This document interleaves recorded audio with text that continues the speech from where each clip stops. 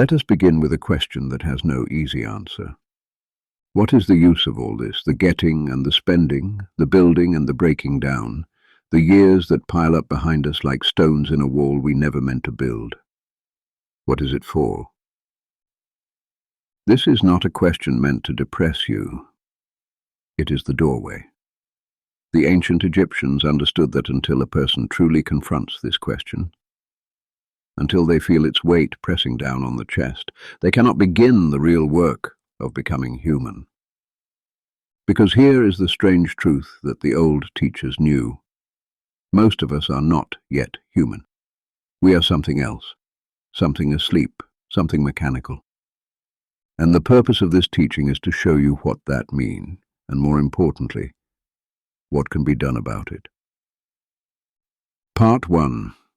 The trap we do not see.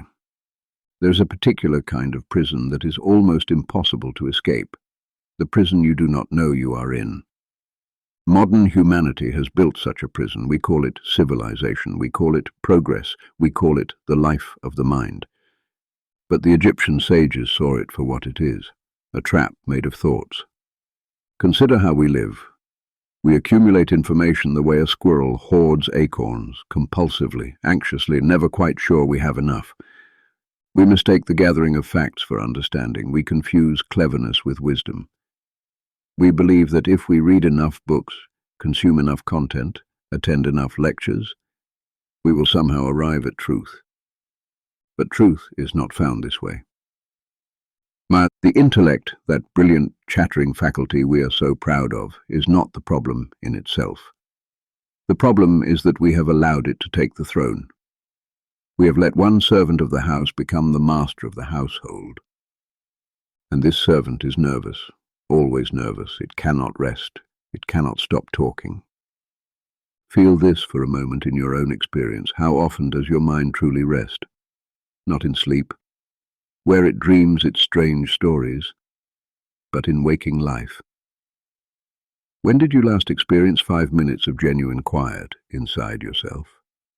This nervous haste, this constant mental static, blocks something essential. It blocks intuition. It blocks the deeper knowing that doesn't come from thinking but from being. It blocks the voice of what the Egyptians called the intelligence of the heart. Part 2. The anatomy of the self.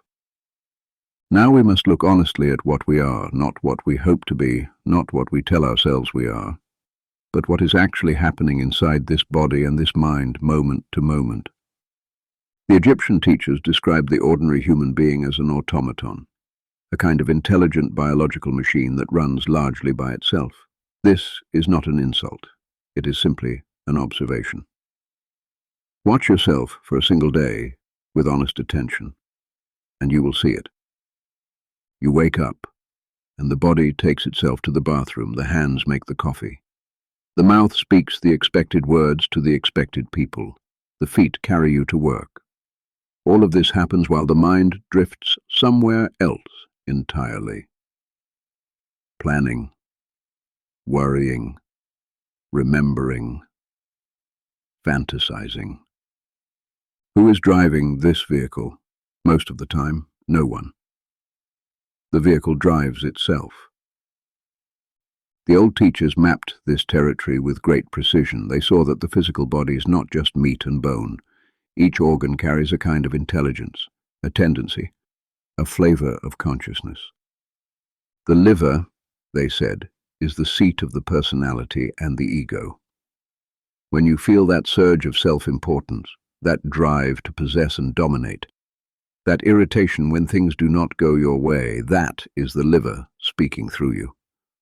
The spleen is connected to imagination and the dream life, that faculty which creates both art and illusion. And the heart is different. The heart is the center of peace, the doorway to something beyond the biological machinery. It is the one organ that can receive the light of the spirit directly. Above the automaton, the teachers identified two higher aspects of the self. The first they called the permanent witness. This is your personal consciousness, the sense of I that persists through all your experiences. It is the one who watches. Even when you are angry, there is something in you that knows you are angry. Even when you are dreaming, something knows it is dreaming.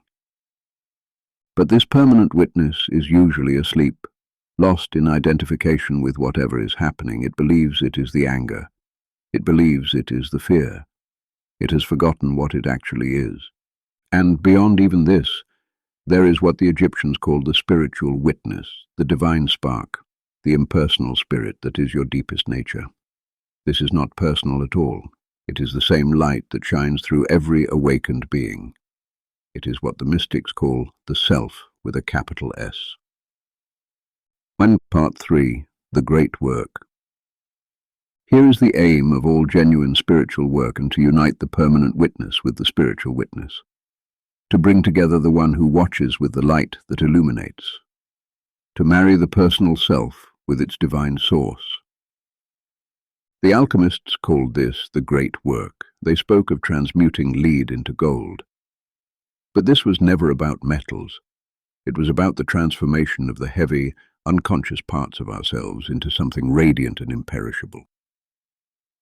When this union is achieved, the human being becomes what the old texts call suprahuman, not a god floating above the world, but a complete human being, fully present in the body while awake to the spirit. A king in their own kingdom. But this work is not easy. It requires confronting a fundamental conflict within ourselves. On one side is what we might call the personal will, the ego's drive for preservation, comfort, and control. This is the part of us that wants safety, recognition, pleasure, and the continuation of its own familiar patterns. It is not evil. It is simply the survival mechanism of the biological self. On the other side is the will to the light, the deep pull toward awakening, toward truth, toward the dissolution of everything false. This is what brought you to these words right now. It is the longing for something real. These two wills are in a constant duel, and most people spend their entire lives unconsciously serving one or the other, never recognizing the battle taking place within them. Part 4. The Way of the Heart. How, then, do we navigate this conflict? The ancient teachers offered a path they called the Way of the Heart, a middle way between extremes. This is not the way of violent asceticism, of beating the body into submission through harsh disciplines. That approach creates tension, and tension feeds the very ego it seeks to destroy. You cannot strangle yourself into enlightenment.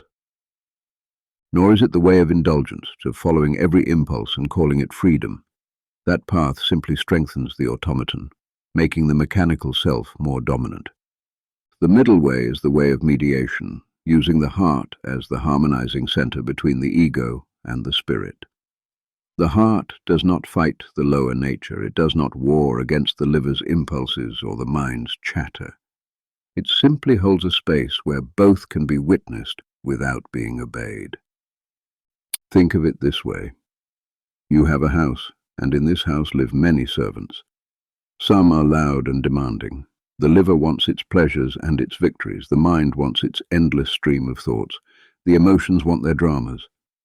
Now, you can try to silence these servants by force. You can lock them in the basement, but they will only grow more resentful, more cunning in their influence. Or you can let them run wild, giving them the keys to every room. But then the house falls into chaos, and the true master can never enter. The way of the heart says, let the master come. When the house is prepared and when the heart is quiet and attentive, the spiritual witness can illuminate the permanent witness. Light enters darkness. And in that light, the servants find their proper place, not destroyed, but ordered, not silenced, but harmonized. Part 5. True knowledge. Let us speak now of knowledge, what it really is and how it differs from mere information. In our modern understanding, knowledge means data. It means facts stored in memory, concepts held in mind, ideas that can be communicated from one brain to another through words and symbols. This kind of knowing is useful. It builds bridges and cures diseases. But it is not the knowledge the spiritual traditions speak of. Real knowledge, in the Egyptian sense, is identification. It is becoming one with what you seek to understand. You do not truly know fire by reading about it. You know fire by feeling its heat on your skin, by watching its light dance, by understanding in your body what burning is. You become intimate with fire. This is knowledge. The same is true of the spirit. You cannot know God or the self or the light by thinking about them. You can only know them by becoming them, by letting go of the one who seeks and dissolving into what is sought. This tells us something important about the nature of spiritual work. It is not primarily intellectual. The mind can prepare the ground, can point in the right direction, can remove certain obstacles. But the transformation itself happens in a different dimension of experience. This is why the great teachers always speak of practice, of discipline, of actual exercises done with the body and the breath and the attention. Theory without practice is like a map without a journey. Beautiful, perhaps, but ultimately useless. Part 6. Preparing the vessel. If the goal is to receive the Spirit, we must ask, what makes us capable of receiving? What prepares the vessel for what wants to fill it? The Egyptian teachers spoke of creating an internal milieu, an inner environment that is compatible with the Spirit, because here is the truth. The Spirit cannot dwell in chaos. It cannot illuminate a house that is on fire with its own conflicts. Imagine trying to see the reflection of the moon in a pond that is being constantly stirred. The moon is always there, shining steadily above. But its image cannot appear in water that is agitated. The pond must become still. In the same way, the light of the spiritual witness is always present. It has never left you. But the constant churning of thoughts, emotions, and bodily impulses creates such disturbance that its reflection cannot form in your awareness. This does not mean you must become emotionless or without thought. It means you must no longer be driven unconsciously by these movements. There is a vast difference between having a thought and being possessed by a thought, between feeling an emotion and being swept away by an emotion. The preparation of the vessel is precisely this work, learning to have experiences without losing yourself in them, learning to witness without identifying, learning to let the waters of the mind settle by themselves, through attention rather than force. Part 7. The Sacred Energy. Now we must speak of something that modern people often misunderstand, the role of sexual energy in spiritual development. The old teachers recognized that sexual force is not merely biological. It is vital energy in its most concentrated form. The same energy that creates new life can be directed to create new consciousness. This does not mean repression. To dam a river without providing a channel is to create a flood that will eventually break through in destructive ways. The traditions that taught harsh celibacy often produced not saints but neurotics. People twisted by the very energy they tried to deny. Nor does it mean indulgence. To let the river scatter in every direction is to waste what could have been a powerful current. Energy spent is energy no longer available for the internal work. The middle way here, as in all things good, is transmutation. The energy is neither blocked nor squandered, but redirected. It becomes fuel for what the alchemists called the internal fire, the transformative force that burns away what is false and reveals what is true. How is this done? It begins with awareness, simply becoming conscious of the energy as it moves, without immediately acting on it or pushing it away. There is a moment, if you can catch it, when the energy rises, but before it compels action. In that moment, it can be breathed with, circulated, allowed to refine itself into a subtler substance. This is delicate work. and it requires guidance and practice. But even the simple act of bringing consciousness to this dimension of your experience begins the transformation. Part 8. The Pendulum. One of the most practical teachings concerns what the old masters called the pendulum of life. Watch yourself over time, and you will notice that your inner state swings between opposite poles.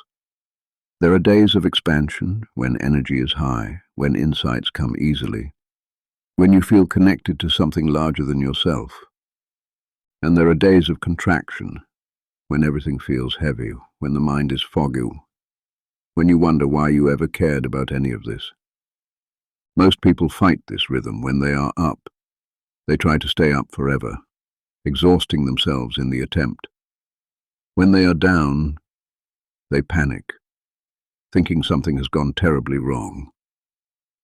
They waste enormous energy resisting a law that cannot be resisted. The wise approach is different, except that life moves in cycles. The downswing is not failure, it is rest. It is the pause between breaths. It is the silence between notes that makes music possible. Here is a practical secret. Use the upswings for inner work. These are the times for meditation, for silence, for the cultivation of subtle states. The energy is available. The doors are open. Use the downswings for outer work. When the inner skies are cloudy, turn your attention to concrete tasks. Clean your house. Organize your papers. Do the practical things that need doing. Let the contraction serve you rather than torment you. And in both phases, but remember, this too shall pass. The pendulum will swing again. Equilibrium lies not in stopping the movement, but in finding the still point at its center. Part 9. The Discipline of Awareness. Let us speak now of specific practices, what the teachers called the accomplishments that must be cultivated. The first and most essential is the sense of presence. This is constant awareness, the practice of knowing that you exist, that you are here, that you are awake. It sounds simple, it is devastatingly difficult. Try it now. Can you feel yourself sitting where you sit? Can you sense the weight of your body, the movement of your breath, the space you occupy in this room, in this moment? And can you maintain that sensing while you continue to listen to these words? Notice how quickly the awareness slips away. You become absorbed in the content, the meaning of the words, the associations they trigger, the memories and projections they evoke. And the simple sense of being here vanishes, replaced by mental activity. This is the automaton reasserting itself. It wants to process, to categorize, to do something with every experience. The sense of presence asks for something different. Not doing, but being. Not processing, but simply witnessing. The second accomplishment is what was called the appropriate gesture. This is harder to explain, but profoundly important. In every action, opening a door, pouring water, speaking a sentence, there is an exact way to do it, an economy, a precision that matches the nature of the material and the demands of the moment. Watch a master craftsman at work, and you will see this. There is no waste, no excess, no fumbling. Each movement serves the purpose perfectly. Most of us move through life sloppily. We use more force than necessary, more words than necessary, more energy than necessary. We are like beginning musicians who press the keys too hard and cannot find the rhythm. The practice of the appropriate gesture means bringing total attention to physical action. When you open a door, feel the weight of the handle, sense the resistance of the hinge, apply exactly the pressure needed. When you speak, feel the words forming. Let them carry precisely the meaning intended. No more, no less. This may seem trivial. It is not. This practice bridges the gap between spirit and matter. It teaches the consciousness to inhabit the body fully, and it reveals, with uncomfortable clarity, how often we are not present in our own lives. Part 10. The Obstacles. Alongside the accomplishments, the teachers identified specific obstacles that block the path. It is useful to know your enemies. The first and most pervasive is personal concern, the constant worry about oneself. How am I doing? How do I look? What do others think of me? Will I succeed? Will I fail? This endless self-monitoring consumes enormous energy and keeps the attention perpetually turned inward in an unproductive way. Notice the difference between true self-observation and personal concern. True self-observation is neutral. It simply sees what is happening. Personal concern is anxious. It judges, fears, hopes, compares. One leads to freedom. The other binds more tightly.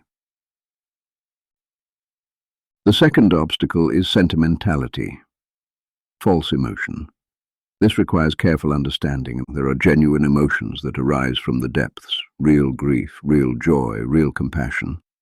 These are movements of the soul and should be honored. But much of what we call emotion is actually a kind of performance, a mechanical reaction that serves the ego's purposes. Sentimentality is often an elaborate form of self-pity. We feel sorry for ourselves and call it sensitivity. We indulge in emotional drama and call it being alive. We manufacture feelings to match what we think we should feel, and then mistake this production for truth. The teachers made a crucial distinction here. Pity, which is feeling sorry for someone because their suffering reminds you that you could suffer, is ego-based. It is really about you. Compassion, which is a recognition of universal solidarity that radiates help without attachment to results, is something entirely different. Pity keeps you separate. Compassion connects you. The third obstacle is the endless parade of excuses, the rational justifications we manufacture for our mechanical behavior. I lost my temper because they provoked me. I could not meditate because I was too tired. I did not practice because the circumstances were wrong. The automaton is endlessly creative in finding reasons why it cannot change, and the mind, ever willing to serve, provides elaborate arguments to support these reasons. Watch for this in yourself. Every excuse is a moment when the automaton wins. Every justification is a brick in the prison wall. The way out is simple but demanding. See the excuse as an excuse. Do not fight it. Do not believe it. Simply recognize it for what it is. Part 11. The practice of silence. Of all the practices, none is more central than silence, but silence properly understood. True silence is not just the absence of noise. It is not merely a quiet room or a mouth that does not speak. True silence is the cessation of the thought factory, that constant internal commentary that narrates, judges, plans, and remembers. The teachers described it this way. Entering into silence should be like entering a deep cave. At first, you can still hear the sounds from outside, the voices, the words, the familiar patterns of thought. But as you go deeper, these sounds become more distant. The echoes fade, and eventually there is only stillness. In that stillness, something else becomes audible. It has been called the voice of the silence, the intelligence of the heart, the still, small voice.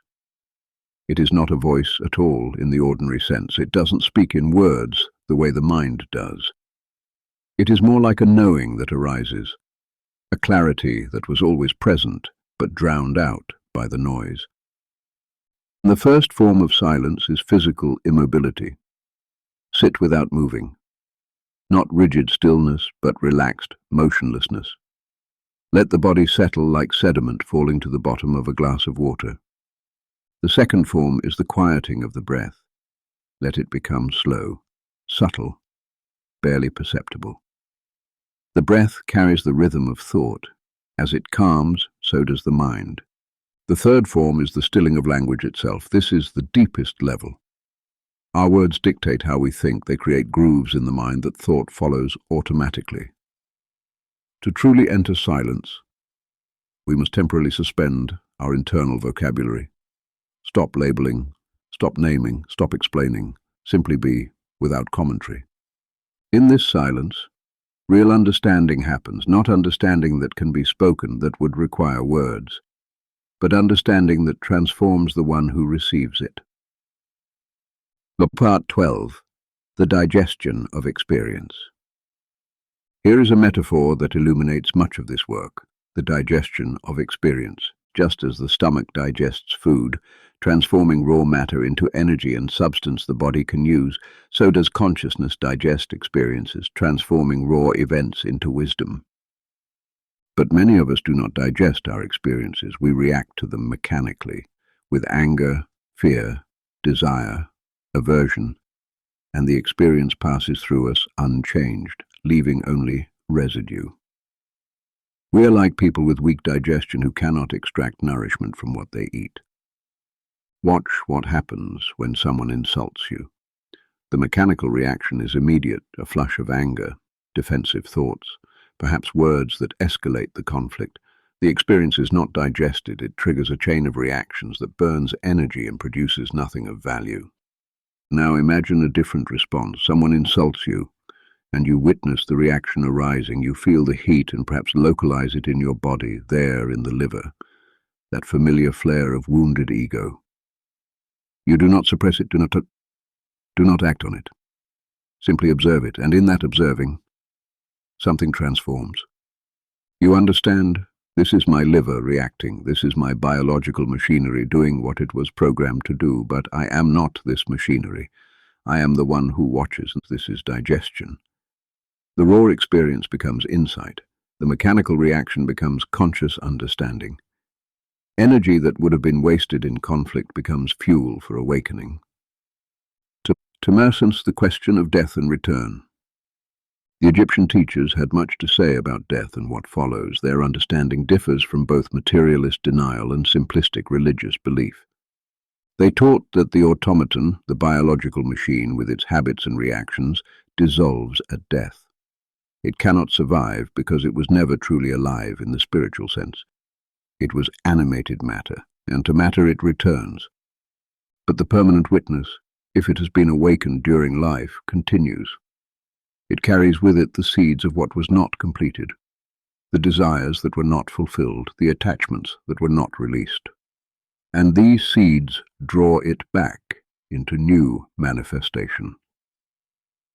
This is what the traditions call reincarnation, not the transmigration of a fixed soul from body to body, but the magnetic attraction of unfulfilled tendencies to new forms where they can work themselves out. Here is a practical experiment the teachers suggested. Sit quietly and repeat to yourself, I abandon here and now all worry about the future, all personal loves that bind me, all plans and hopes and fears. I let go of everything that ties me to this earthly existence. If you try this sincerely, you will feel something revolt inside you. Hot fibers will resist. Something will cry out, no, not that. I cannot let go of that. Those hot fibers, those resistances, are the threads that bind you to return. They are the unfulfilled desires, the unresolved attachments, the incomplete business that will draw the soul back into flesh. Reincarnation is not a cosmic law imposed from outside. It is a mechanical result of our own thirst. Liberation comes when these threads are dissolved, not by force, not by denial, but by understanding and release.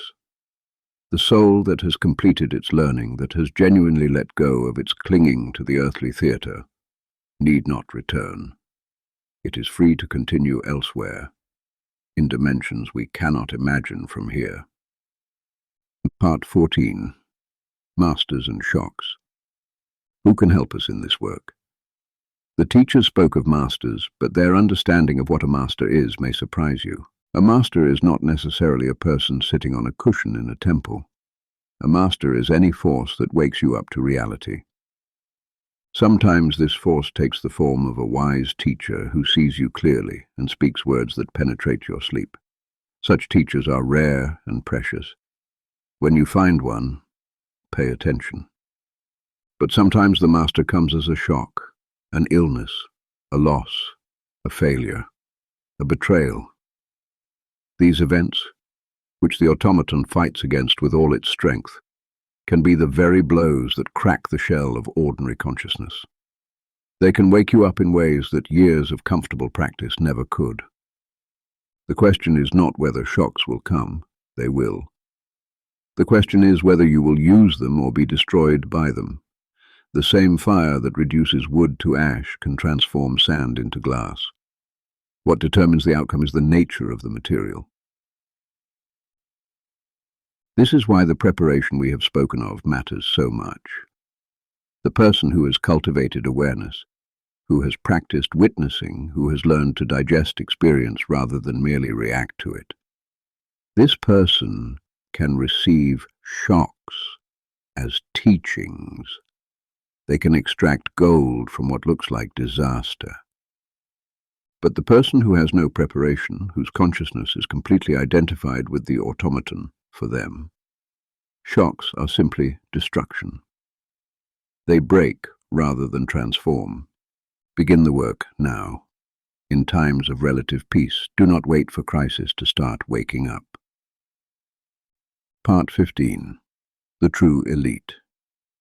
The teacher spoke of a spiritual elite, but be careful how you understand this. The true elite are not the powerful or the famous. They are not the learned or the sophisticated.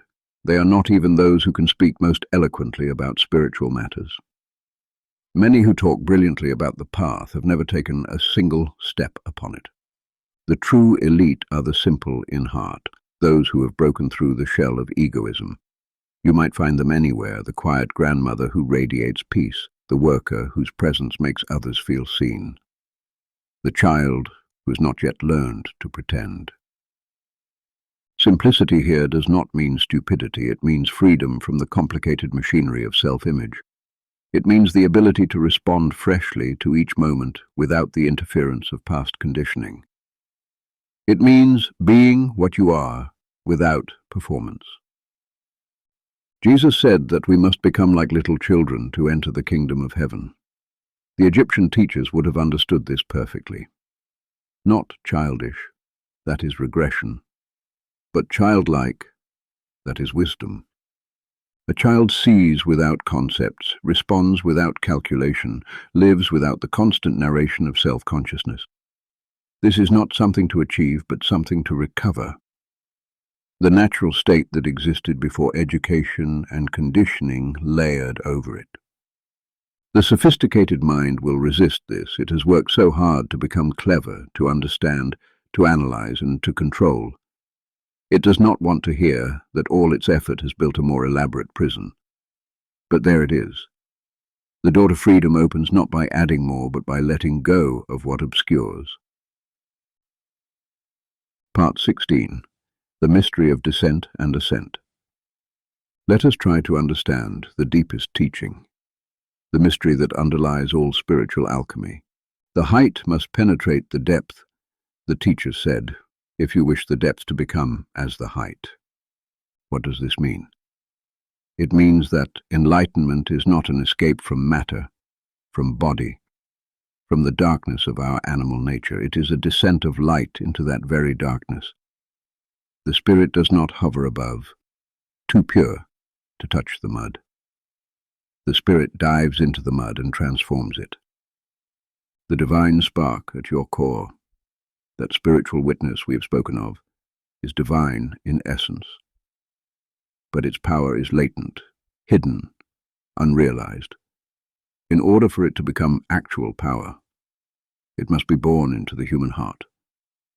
It must go through what the alchemists called mortification, rebirth, and resurrection. Mortification is the dying of automatic reactions when you witness your anger without acting on it. Something dies, not the energy itself, but its mechanical expression. When you observe your fear without being possessed by it, something is mortified. Rebirth is the emergence of consciousness where before there was only mechanism. The same energy that drove the anger now becomes available for a different kind of fire, the fire of awareness. Resurrection is the final transformation, when what was mortal becomes immortal, when what was leaden becomes golden. The biological inheritance, instead of being destroyed, is transmuted. The body, instead of being rejected, becomes a vessel for light. This is the Son of Man giving birth to the Son of God within. It is the human task, the reason we are here at all. Closing an invitation. We have travelled far together in words, but words are only fingers pointing at the moon. The moon itself must be seen directly. Everything spoken here is useless if it remains only in the mind. The ideas, however beautiful, are dead things until they are tested in the laboratory of your own experience. So here is an invitation, not a command, not a requirement, just an invitation. Take one practice from what you have heard, perhaps the sense of presence, that ongoing awareness of your own existence. Perhaps the appropriate gesture, bringing total attention to physical action, perhaps simply sitting in silence for 10 minutes each day, letting the waters of the mind settle. Whatever you choose, work with it for a time. Do not judge results. Do not expect fireworks. Simply practice with patience and honesty, and observe what happens. You may find that something in you begins to wake up. You may notice moments of unusual clarity, of peace that arises for no reason, of seeing through your own mechanical patterns with surprising ease. Or you may find nothing but resistance, the automaton fighting for its life. The mind generating endless reasons why this is foolish, the body refusing to sit still. Both outcomes are valuable, both tell you something true. The path is long, and every step teaches, even the missteps, even the failures. The Egyptian teachers knew something we have largely forgotten. They knew that the human being is unfinished. We are not the final product, but the raw material. We carry within us the seed of something vast. But that seed must be cultivated, must be given the conditions for growth. You are the gardener and the garden, the alchemist and the substance to be transformed. The work is yours to do. No one can do it for you, but the potential is already there, waiting in your heart, in your silence, in the spaces between your thoughts. May you find what you're looking for. May the intelligence of the heart guide your way. And may you remember, in the moments when you forget, that the light you seek has never left you. It is only waiting to be recognized. This teaching is complete.